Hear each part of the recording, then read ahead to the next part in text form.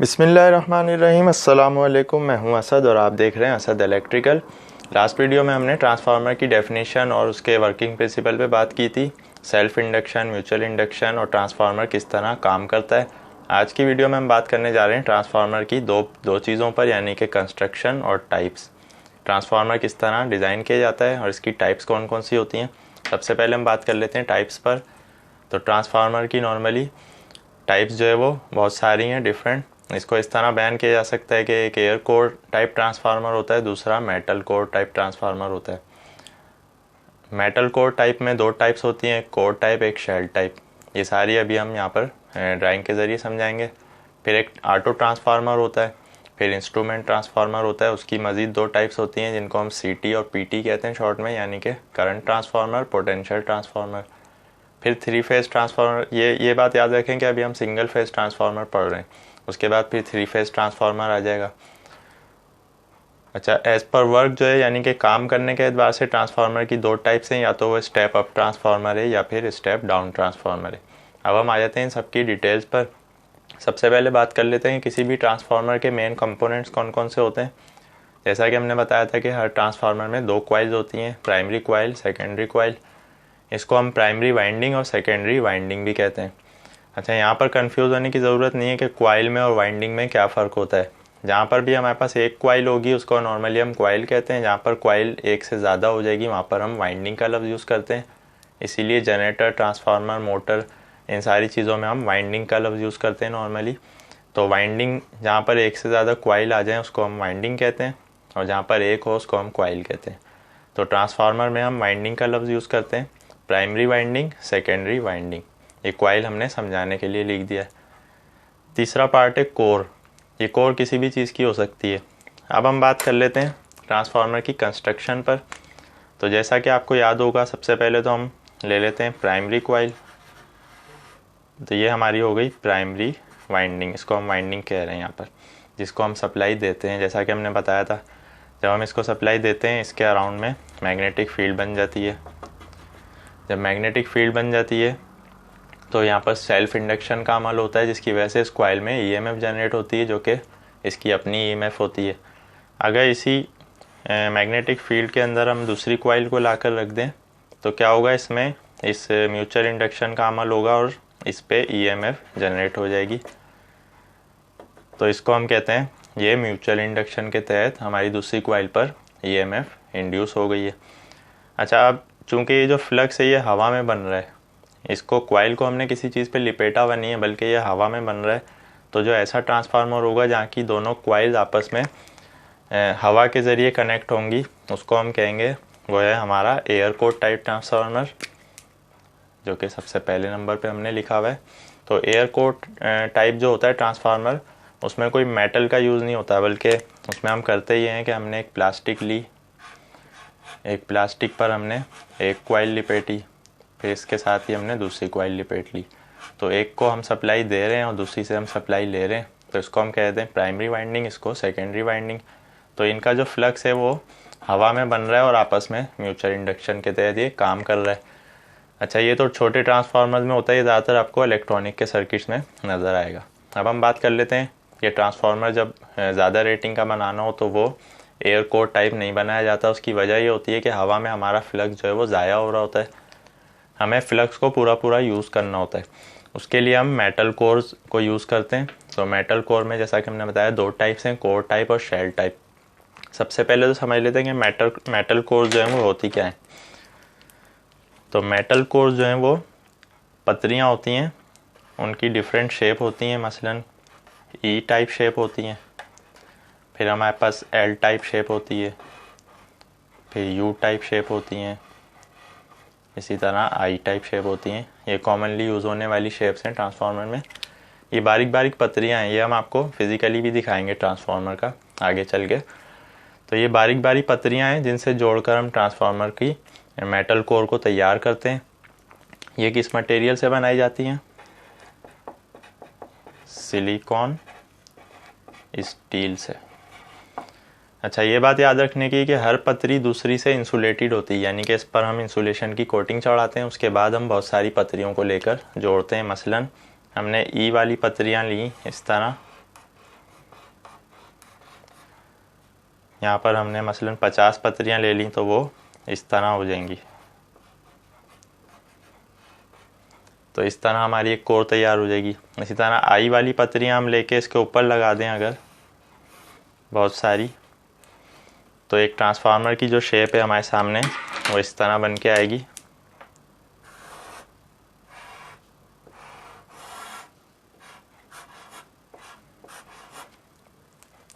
अगर हम इसको बहुत सारी पत्रियों से जोड़कर बनाएंगे तो हमें इस तरह की शेप मिल जाएगी। तो ये क्या होता है, बेसिकली ये एक पीस नहीं होता, ये बहुत सारी पत्रियों से जुड़कर बना हुआ होता है। अच्छा, ये पत्रियों से क्यों जुड़कर बना हुआ होता है, इस पे हम आगे बात करेंगे ट्रांसफार्मर के लॉसेस में, कि ट्रांसफार्मर के जो लॉसेस होते हैं उनसे बचने के लिए हम ये सिलिकॉन स्टील का मटेरियल यूज़ करते हैं और इनको फिर आपस में जोड़कर एक मोटा सा पीस तैयार करते हैं। अगर हम एक पीस लेंगे तो उससे हमारे लॉसेस होते हैं, उसके क्या क्या नुकसान आते हैं वो हम ट्रांसफार्मर के लॉसेस में पढ़ेंगे। तो मेटल कोर में या तो शेप इस तरह की बनाई जाती है, या दूसरी मान लें कि अगर आपने यू टाइप का लिया है तो इससे आप स्क्वायर बना सकते हैं। मसलन इस आई को आप इसके ऊपर रख देंगे तो ये स्क्वायर बन जाएगा इस तरह।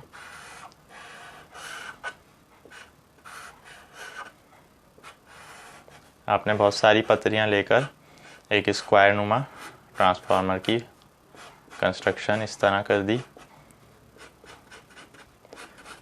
तो ये भी इसी तरह पत्रियों से जुड़कर बनेगा, फ़र्क सिर्फ इसकी शेप में होता है, जैसा कि आप देख सकते हैं। तो जो इस तरह की शेप होती है इसको हम कहते हैं कोर टाइप ट्रांसफार्मर। ये हमारा कोर टाइप ट्रांसफार्मर हो गया। इस तरह की शेप जो होती है उसको हम कहते हैं शेल टाइप ट्रांसफार्मर। अब रही बात कि इन पे वाइंडिंग कहाँ पर आके फिट होती है, जैसा कि हमने बताया था कि इंस्ट्रूमेंट ट्रांसफार्मर में तो हमने किसी भी प्लास्टिक पर लिपेट दिया या किसी भी नॉन कंडक्टिव मटेरियल पर हम लिपेट देते हैं तो वो हवा के ज़रिए उसका म्यूचुअल इंडक्शन का अमल होता है। यहाँ पर ऐसा नहीं है, क्योंकि हमने मैग्नेटिक फ्लक्स को एक पाथ प्रोवाइड करना है ताकि वो उसमें ट्रैवल कर सके। तो होता ये है कि हवा में मैग्नेटिक फ्लक्स और किसी मेटल पर मैग्नेटिक फ्लक्स में बहुत फ़र्क होता है, यानी कि हंड्रेड्स और थाउजेंड्स ऑफ टाइम जो है वो हमें अच्छा फ्लक्स जो है वो मेटल की प्लेट्स पर मिलता है। तो ये प्लेट्स नॉर्मली सिलिकॉन स्टील की यूज़ की जाती हैं। इसकी डिटेल हम आगे चल के इसके लॉसेस में पढ़ेंगे ट्रांसफार्मर के। तो अब हम बात कर लेते हैं कि हमारे पास दो क्वाइल्स जो हैं जिनको हम वाइंडिंग कह रहे हैं, कोर टाइप ट्रांसफार्मर में हम किस तरह लगाते हैं। एक वाइंडिंग को हम ट्रांसफार्मर के एक साइड पर लगा देते हैं, दूसरी वाइंडिंग को हम ट्रांसफार्मर के दूसरी साइड पर लगा देते हैं। तो इस तरह हमारा कोर टाइप ट्रांसफार्मर तैयार हो जाता है। अब मान लें कि ये हमारी प्राइमरी वाइंडिंग है, ये हमारी सेकेंडरी वाइंडिंग है। अच्छा, ये ज़रूरी नहीं है कि प्राइमरी वाइंडिंग को आप नाम देंगे तो वो प्राइमरी बनेगी। जिस कॉइल को, जिस वाइंडिंग को आप सप्लाई दे रहे हैं इनपुट, वो आपकी प्राइमरी वाइंडिंग है। जिससे आप सप्लाई ले रहे हैं वो आपकी सेकेंडरी वाइंडिंग है। अब हमने यहाँ पर सप्लाई दे रहे हैं और यहाँ से हम सप्लाई ले रहे हैं, तो होगा क्या, इस कॉइल के अराउंड में जो मैग्नेटिक फ्लक्स बनेगा, इसको हम ब्लू कलर से ले लेते हैं। इसके अराउंड में जो मैग्नेटिक फ्लक्स बना वो फ्लक्स अब ट्रेवल करने लगेगा इन कोर्स के अंदर इस तरह। यानी कि ये हमने एक कोर पे दिखाया इस तरह, जितनी भी कोर्स इसमें जुड़ी हुई हैं, ये जो मैग्नेटिक फ्लक्स है ये अब कोर्स के अंदर ऐसे ट्रेवल करने लगा है, इसको एक पाथ मिल गया है। तो जो हवा में हमें मैग्नेटिक फ्लक्स मिलता है उससे कई ज़्यादा हमें मेटल की इन कोर्स पर मिलता है। तो उससे होता क्या है कि हमारा ये फ्लक्स सेकेंडरी वाइंडिंग को काटता है, फिर यहाँ पर म्यूचुअल इंडक्शन का अमल होता है। तो इस तरह हमारे ईएमएफ जो है वो सेकेंडरी वाइंडिंग पर हमें मिल जाती है। थोड़ा बहुत फ्लक्स हमारा यहाँ पर ज़ाया हो रहा होता है, जैसा कि आप देख सकते हैं ये और ये, इसी तरह ये और ये जो फ्लक्स है ये थोड़ा बहुत ज़ाया होता है, इसको हम कहते हैं लीकेज फ्लक्स, जो कि बहुत ही कम होता है। और ये जो घूम रहा है इसको हम कह देते हैं मेन फ्लक्स। ये हमारा मेन फ्लक्स है और ये लीकेज फ्लक्स है। तो ट्रांसफार्मर की जो एफिशिएंसी है प्रैक्टिकली वो बहुत अच्छी होती है, 99% तक होती है। इसमें लॉसेस बहुत कम होते हैं लेकिन होते हैं, इसीलिए हमें लॉसेस का ख्याल रखना होता है। लॉसेस को कम से कम हमें मिनिमाइज़ करने के लिए जो है इस तरह की चीज़ें यूज़ करनी होती हैं, वो हम लॉसेस में पढ़ेंगे। तो इस तरह की बहुत सारी पत्रियों से मिलकर जब इसको तैयार किया जाता है तो इसको हम कहते हैं लैमिनेटेड कोर। तो ये लैमिनेशंस कहलाती हैं बेसिकली। अब हम बात कर लेते हैं शेल टाइप ट्रांसफार्मर पे कि इस पे वाइंडिंग किस तरह की जाती है। तो इस पे दोनों वाइंडिंग जो है वो बीच वाले हिस्से में रखी जाती हैं, यानी कि मान लें आपने प्राइमरी वाइंडिंग को यहाँ पर लिपेट दिया तो सेकेंडरी वाइंडिंग भी आप इसके नीचे ही कर देंगे। इसके दोनों सिरे आपने इधर ले लिए। जब आप प्राइमरी वाइंडिंग को वोल्टेज देंगे तो आपको सेकेंडरी वाइंडिंग में वोल्टेज मिलेंगे, बिल्कुल इसी तरह म्यूचुअल इंडक्शन के तहत। इसमें फ़र्क सिर्फ ये होगा कि अब इसका जो मैग्नेटिक फील्ड बनेगी प्राइमरी वाइंडिंग की वो इस तरह बनेगी, फिर वो ट्रैवल करेगी दोनों साइड पर हमारी कोर्स के अंदर। यहाँ पर म्यूचुअल इंडक्शन का अमल होगा तो सेकेंडरी वाइंडिंग में भी फ्लक्स बनेगा, फिर हमें यहाँ पर ईएमएफ मिल जाएगी। तो इसमें भी थोड़ा बहुत लीकेज फ्लक्स होता है, जो कि थोड़ा बहुत होता है, बहुत ही कम तादाद में, लेकिन होता है। अच्छा, ये बात याद रखने की है कि लीकेज फ्लक्स हम उसको कह रहे हैं कि जो फ्लक्स इस वाइंडिंग का सेपरेट है और इस वाइंडिंग का सेपरेट है, आपस में मिल नहीं रहा है, वो है लीकेज फ्लक्स। और जो ये ट्रैवल कर रहा है तो ये दोनों वाइंडिंग को आपस में मिला रहा है इलेक्ट्रोमैग्नेटिक इंडक्शन के अमल के तहत। तो इसको हम कह देते हैं ये हमारा म्यूचुअल फ्लक्स है, ये हमारा सेल्फ फ्लक्स है, जो कि आपस में कनेक्ट नहीं हो रहा है। तो जैसा कि हमने बताया था कि ट्रांसफार्मर में वाइंडिंग जो है वो आपस में कनेक्ट नहीं होती हैं, बल्कि वो इलेक्ट्रोमैग्नेटिक इंडक्शन के तहत कनेक्ट होती हैं, यानी कि वो इस फ्लक्स के तहत या इस मैग्नेटिक फील्ड के तहत आपस में कनेक्ट होती हैं, ना कि इलेक्ट्रिकली वायर के ज़रिए। तो ट्रांसफार्मर का उसूल तो हमने पिछली वीडियो में समझा दिया था। तो प्रैक्टिकली कंस्ट्रक्शन ट्रांसफार्मर की इस तरह की जाती है, जैसा कि हमने बताया मेटल कोर में कोर टाइप ट्रांसफार्मर और शेल टाइप ट्रांसफार्मर। अब हम बात कर लेते हैं ऑटो ट्रांसफार्मर क्या होता है। अब यही ट्रांसफार्मर है, मसलन हमने जो प्राइमरी वाइंडिंग को वोल्ट दिए हैं वो है 200, सेकेंडरी वाइंडिंग से हम ले रहे हैं 100 वोल्ट। तो इसका मतलब है कि इस कॉइल के नंबर ऑफ टर्न्स इसके मुकाबले में ज़्यादा हैं। तो इसके जब हमने नंबर ऑफ टर्न्स मसलन 100 थे, इसके 100 नंबर ऑफ टर्न्स थे, इसके हमने 50 कर दिए, तो उससे हमें क्या होगा, इसके आधे वोल्ट मिलेंगे।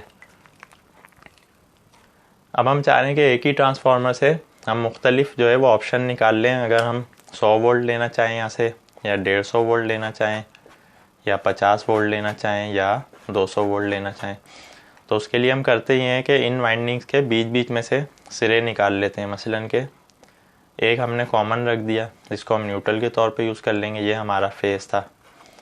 यहाँ पर टोटल जो वोल्ट मिल लेते, अगर इनकी वाइंडिंग के बिल्कुल आधे नंबर ऑफ टर्न से हम एक और कनेक्शन ले लें तो यहाँ पर हमें इसके आधे वोल्ट मिल जाएंगे, यानी कि न्यूट्रल और फेज इस तरह। इसी तरह हम एक और कनेक्शन ले लें, इसी तरह हम एक और कनेक्शन ले लें, तो जिसमें से बहुत सारे कनेक्शंस को हम निकाल लेते हैं, उसको हम ऑटो ट्रांसफार्मर कहते हैं। यानी कि उसमें से अपनी मर्ज़ी के तहत हम वोल्टेज की आउटपुट ले सकते हैं। इसकी कंस्ट्रक्शन दूसरी तरह से भी की जा सकती है कि इसको एक ही कोर पर लिपेट दिया जाए दोनों वाइंडिंग्स को इस तरह, या फिर अलग अलग।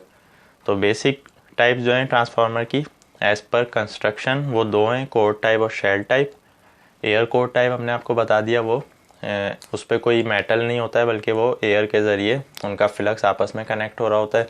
वो रिंग टाइप भी हो सकती है, मसलन के आपने कोई प्लास्टिक ली रिंग टाइप, उस पर आपने कॉइल लिपेट दी, तो एक कॉइल के दो सिरे आपके पास आ गए। चूँकि ये इंसुलेटेड होती है, इसके ऊपर आपने मज़ीद इंसुलेशन चढ़ाई, फिर दोबारा एक और कॉइल लिपेट के आपने दो सिरे बाहर ले लिए, तो ये प्राइमरी वाइंडिंग हो गई, ये सेकेंडरी वाइंडिंग हो गई। इस तरह भी ट्रांसफार्मर बनाया जाता है, लेकिन ये छोटी एप्लीकेशंस के लिए होता है। बड़े ट्रांसफार्मर हमारे या तो शेल टाइप होंगे या कोर टाइप होंगे। अब हम बात कर लेते हैं इंस्ट्रूमेंट ट्रांसफार्मर को, हम यहाँ पर स्किप कर रहे हैं। इंस्ट्रूमेंट ट्रांसफार्मर को अलग से डिफ़ाइन करेंगे।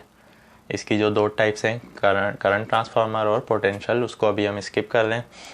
थ्री फेस ट्रांसफार्मर को हम थ्री फेस समझने के बाद पढ़ेंगे, चूँकि अभी तक हमने थ्री फेस सर्किट्स पे बात नहीं की। अब हम आ जाते हैं लास्ट में स्टेप अप ट्रांसफार्मर और स्टेप डाउन ट्रांसफार्मर। तो स्टेप अप और स्टेप डाउन, जैसा कि नाम से जाहिर है, ये ज़रूरी नहीं कि ये अलग से डिज़ाइन किए जाएँ, बल्कि इन्हीं ट्रांसफार्मर में कोई भी ट्रांसफार्मर स्टेप अप हो सकता है और या स्टेप डाउन हो सकता है। वो किस तरह कि जिस ट्रांसफार्मर की प्राइमरी वाइंडिंग को मसलन हम 1000 वोल्ट दे रहे हैं और इसकी सेकेंडरी वाइंडिंग से हम 100 वोल्ट ले रहे हैं, यानी कि जो ज़्यादा से कम कर दे वोल्टेज को, उसको हम कह देते हैं स्टेप डाउन ट्रांसफार्मर। और अगर एक ट्रांसफार्मर जिसको हम 50 वोल्ट दे रहे हैं और यहाँ से 200 वोल्ट ले रहे हैं तो ये वोल्टेज को बढ़ा रहा है, तो इसको हम कहते हैं स्टेप अप ट्रांसफार्मर।